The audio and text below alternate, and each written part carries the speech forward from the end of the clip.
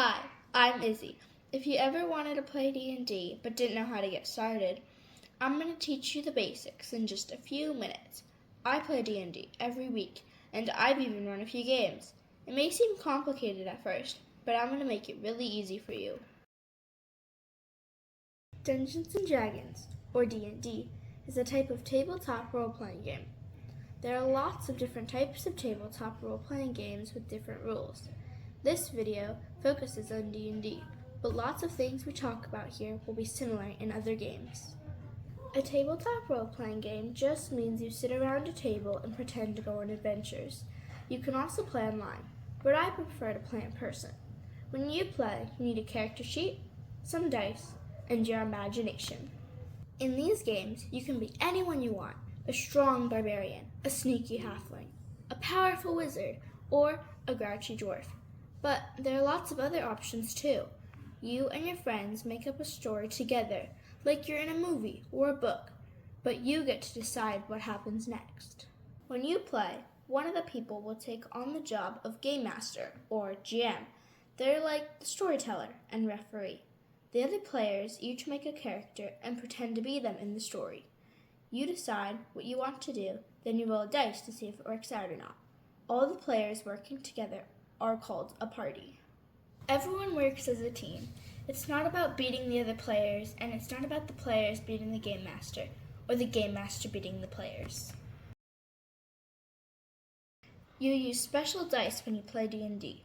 You usually use 6 different dice. A 4-sided, called a D4, a 6-sided, called a D6, an 8-sided, called a D8, a 10-sided, called a D10, a 12-sided, called a D12, and a 20-sided, called a D20. In most cases, a higher roll is better. The D20 is the die you'll roll most often. If what you're trying to do is possible, a roll of 20 usually means a success. We call this a critical roll or a natural 20. A roll of 1 usually means an automatic or a critical fail. These are general rules, and your Game Master may handle these rolls differently. If you're not the Game Master, you'll play a character. All the information about your character is on your character sheet. We have separate videos linked in the description that walk you through 4 separate characters. Your character sheet lists your race, your class, your stats, your abilities, and all your equipment. It may look like a lot of information, but our videos walk you through each section. Each video is only a few minutes long. So, now let's talk about how the game works. Your Game Master will give you a scenario and set up the game. For our video today, let's say your adventure is to find a lost dog that was last seen in the woods near your town. The Game Master will say to you, "The 2 of you have followed the dog's footprints into the woods. As you follow the worn path, you see a goblin sitting on the top of some large rocks on the other end of the clearing. The goblin has given no indication that it sees you. While you can't see what the goblin is doing, you can see it moving its hands. What do you do?" Keep in mind, when you look at maps like this, the squares are usually 5 square feet. You can think of the game as a mix of combat and non-combat situations. You're not in combat at the moment, so the rules here are less formal and not really turn-based, meaning you and other characters don't have to act in a specific order. So you can do almost anything you want. How does the party want to move forward? There is no right or wrong answer in what you do here. You could try hiding in the bushes and trees to sneak up on the goblin. In this case, your Game Master may ask you to roll a stealth check to see if you were quiet enough while sneaking. If you roll high enough, then you were successful. If you roll too low, then the goblin would hear you and make some sort of reaction. Maybe he'd run away or ask what you're doing.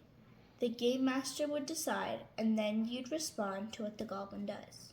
You could have one player hide in the bushes while the other player sneaks up behind the goblin in an attempt to surround him. You could simply walk up to the goblin and yell out a friendly "hello." As you engage in conversation with the goblin, You could try talking to him nicely to give you information and roll a persuasion check to see if he will respond kindly to you. You could try offering him gold as a bribe, also with a persuasion check. You could try lying to the goblin about why you're in the woods and roll a deception check to see if he believes you. You could threaten to hit him if he doesn't answer your questions, and you'd roll an intimidation check to see if he is frightened by your words. What you do will depend on your character and your character's personality. Maybe you want to leave and go talk to the town sheriff. Personally, I wouldn't do this, but you could just shoot the goblin with an arrow from a distance and then search his body. In this case, you'd roll an attack against the goblin's armor class to see if you hit. If you did this, you'd enter combat, and we'll get into that in just a minute.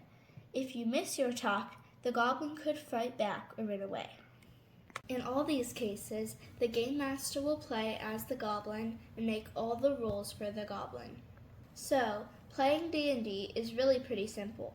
The Game Master describes a scenario to the players take an action, you see how your action turned out, then the Game Master responds to your actions.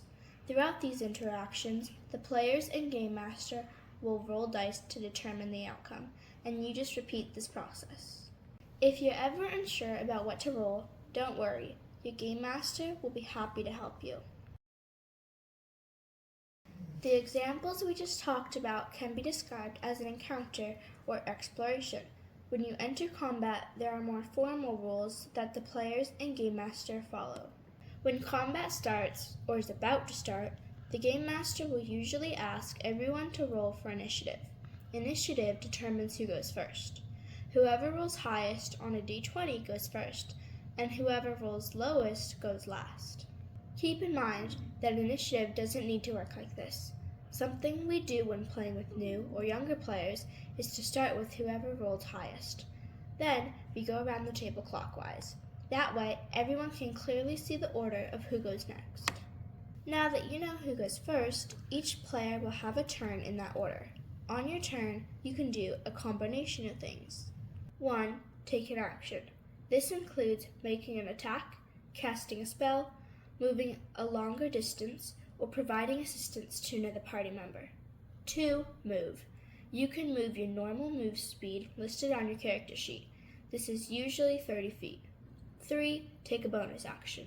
Some characters get bonus actions. This may include casting certain spells or making an additional attack. These types of bonus actions will be listed on your character sheet. You may also be able to drink a potion as a bonus action. You can choose to do any combination of these things in any order. You can choose to take an action and not move. You can move only. You could move and then take an action. It's all up to you. Turns will continue in whatever initiative order the Game Master is using. The Game Master will take a turn for everyone other than the players. Those are the basics of how to play. There are some other things to learn about spellcasting, resting, and some other special words used in the game, but you can learn those in one of our other videos that describe how to play one of the 4 sample characters. Thanks for watching. Please remember to like, comment, and subscribe to our channel.